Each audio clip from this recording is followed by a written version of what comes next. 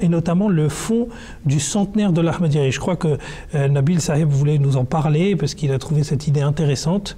Donc Nabil Saheb, peut-être que vous pouvez nous dire quelques mots sur le sujet. En fait, donc ce fonds en fait qui avait en fait pour but non pas comment dire, il n'avait pas pour but une politique, encore une fois. Mais c'est vraiment pour la propagation de l'islam. Par exemple, on voit que les principaux objectifs de ce fonds, du jubilé du centenaire, étaient diffuser le message de l'islam à travers le monde. Donc par l'argent qui a été récolté, c'était pourquoi? C'était pour diffuser le message de l'islam.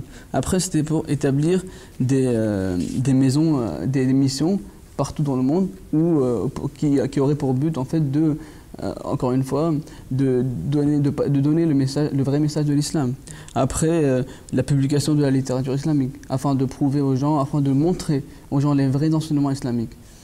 Et encore une fois, une imprimerie a été installée au Pakistan. Après, il y a une station de radio dans un pays africain où on parlait de la Jamaat et puis vraiment diffuser l'image, les vraies images de l'islam. Et encore une fois, je pense que la chose la plus importante, c'est la traduction du Saint-Coran en 6 langues. Donc vraiment, on voit vraiment que ces califes, le troisième calife, avait vraiment cette ardeur de propager l'islam, de vraiment donner aux gens le goût du Coran. Et nous avons aujourd'hui le Saint-Coran. Oui, vous pouvez le montrer peut-être à l'écran. Oui. Donc le Saint-Coran en fait qui est traduit par la Jamaat Ahmadiyya. Donc c'est vraiment, il y a aussi des commentaires si vous voulez sur les enseignements qui sont assez controversés par rapport à ces enseignements. Donc vraiment sa traduction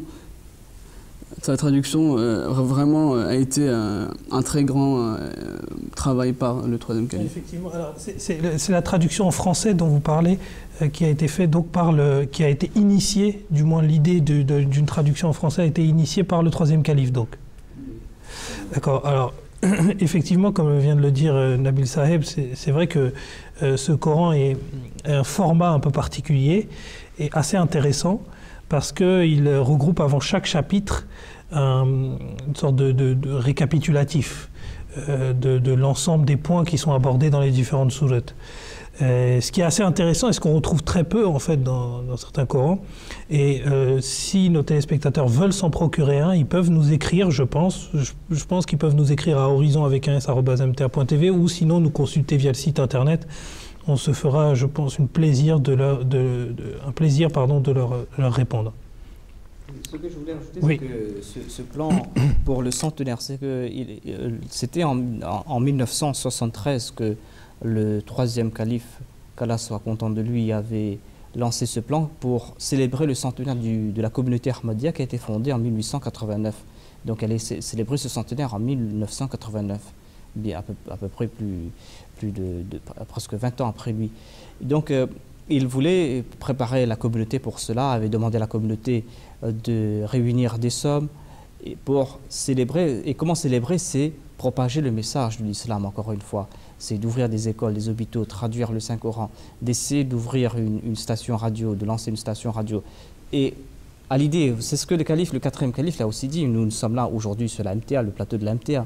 Il a dit, on parlait à une époque de lancer une chaîne radio, mais on n'a même pas eu le temps de lancer cette chaîne radio qu'on a lancée à la MTA, qui est en train de diffuser le message de l'Ahmadiyya dans le monde entier, dans 6, 7 ou 8 langues différentes, 24 heures sur 24, sur tous les continents, dans tous les coins du monde.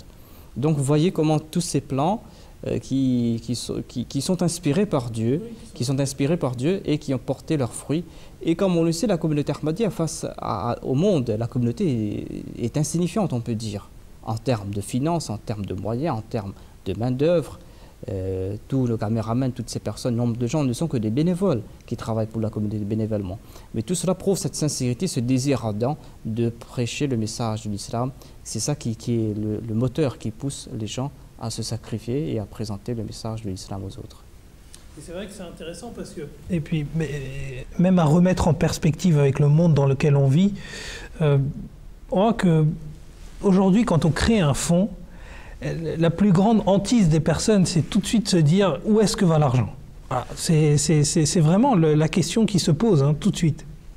Alors l'avantage d'avoir un leader justement unique qui est le calife dans une communauté et avec le charisme qu'avait Hazrat Mirza Nasser Ahmed, c'est justement de permettre de voir où vont les fonds, cette transparence, et puis de voir la simplicité et l'humilité avec lesquelles ils sont utilisés pour une cause très noble en fait, et pour la cause qui devrait être le fondement de la religion musulmane, qui est diffuser l'islam.